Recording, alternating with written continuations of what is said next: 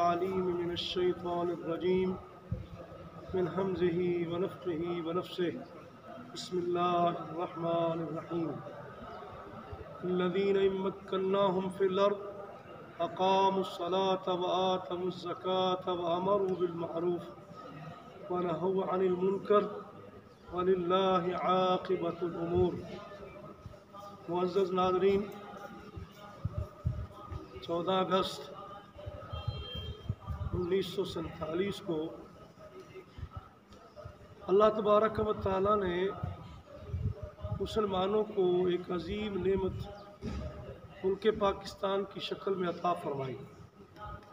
لیکن ہم مسلمانوں کو یہ سوچنا چاہیے یہ نعمت کیا اسی طرح مل گئی کہ کوئی محنت نہ کرنا پڑی، کوئی قربانیاں نہ دینا پڑی؟ نہیں، بلکہ اس بات پہ غور کرنا چاہیے کہ اس عظیم نعمت کے لیے ہمارے تقریباً 18 لاکھ مسلمانوں نے قربانیاں دی ہیں۔ خواتین کو، ہماری بہنوں کو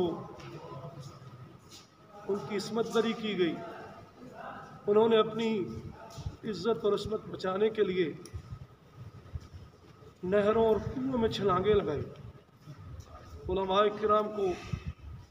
پھانسی کے پھندوں پہ چڑھایا گیا۔ کیا ان کی قربانیاں اس لیے تھیں کہ ان مسلمانوں نے اتنی قربانیاں دی اور آج مسلمان نوجوان موٹر سائیکل کا سلنسر نکال کے شور بپا کر کے اور جھنڈیاں لہرا کے اپنے چہروں پہ جھنڈے بنا کے وہ یہ سمجھے کہ میں نے آزادی کا حق ادا کر دیا ہے؟ نہیں، ہم کو یہ سوچنا چاہیے کہ اللہ تبارک و تعالیٰ نے یہ نعمت دی تو ان لوگوں کی قربانیاں اللہ تبارک و تعالیٰ نے قبول فرمائیں، اور اس کا مقصد کیا تھا، اعلان کیا تھا کہ پاکستان کا مطلب کیا، لا الہ الا اللہ محمد الرسول اللہ۔ مقصد تو یہ تھا کہ اللہ تبارک و تعالیٰ کی بالادستی، اللہ تبارک و تعالیٰ کی قدرت کو بنوایا جائے گا اور شریعت کی بالادستی ہوگی۔ اس مقصد تو یہ تھا، لیکن اس مقصد کو کسی نے یاد تک نہیں کیا۔ جب سے پاکستان بنا اس مقصد کو بھلایا گیا اور بلایا جا رہا ہے۔ بلکہ آج کیا ہو رہا ہے کہ ہمیں اس بات پہ تھوڑا سا غور کرنا چاہیے کہ شریعت کی بالادستی کے لیے، شریعت کے نفاذ کے لیے یہ ملک پاکستان اللہ تبارک و تعالیٰ نے ہمیں دیا تھا، اور جن لوگوں نے شروع میں اس شریعت کی بالادستی کے لیے اپنی جانیں قربان کی، آج ان کے ناموس کو پامال کیا جا رہا ہے۔ صحابہ کرام رضوان اللہ علیہم اجمعین جنہوں نے اپنی جانیں قربان کروائیں، جنہوں نے شریعت کی پاسداری کے لیے، شریعت کی حفاظت کے لیے، جبکہ شریعت کے سب سے پہلے گواہ تو وہ تھے کہ ان کے جسموں کو چھلنی کیا گیا، ان کی اولادوں کو قربان کر دیا گیا، ان کو بہت زیادہ سزائیں دی گئیں اور سختیوں کا سامنا کرنا پڑا، لیکن آج ان کے لیے رضی اللہ عنہ کہنے سے روکا جا رہا ہے۔ آج خلافت راشدہ کی وہ بات کہتے ہوئے وہ کہتے ہیں خلافت راشدہ ہم کی خلافت راشدہ کو نہیں مانتے۔ وہ سیدنا ابوبکر صدیق رضی اللہ تعالیٰ عنہ جس کے بارے میں کائنات کے امام علیہ السلام نے فرمایا تھا کہ اس دنیا میں جس نے بھی مجھ پہ کوئی احسان کیا ہے اس کے احسان کے بدلہ میں چکا چکا ہوں، لیکن ابوبکر صدیق وہ شخصیت ہے جن کے بارے میں رسول اللہ صلی اللہ علیہ وسلم نے فرمایا تھا ابوبکر صدیق رضی اللہ تعالیٰ عنہ کے احسانات کا بدلہ اللہ کل قیامت کے دن دے گا۔ آج اس سیدنا ابوبکر صدیق رضی اللہ تعالیٰ عنہ جس کو اللہ تبارک و تعالیٰ نے انبیاء علیہم السلام کے بعد ساری کائنات میں سب سے اعلیٰ اور افضل بنایا ہے،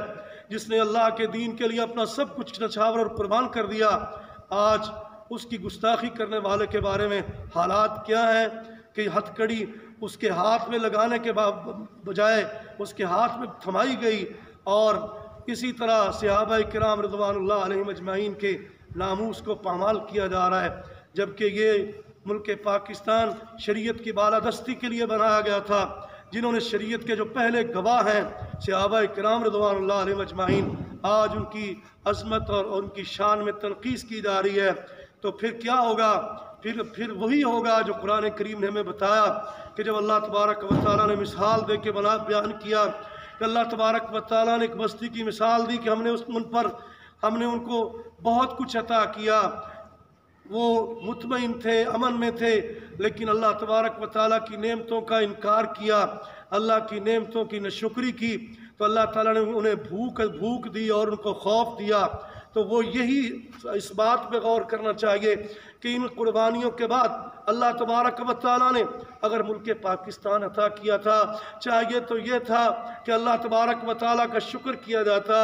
اللہ تبارک و تعالیٰ کا شکر کس طرح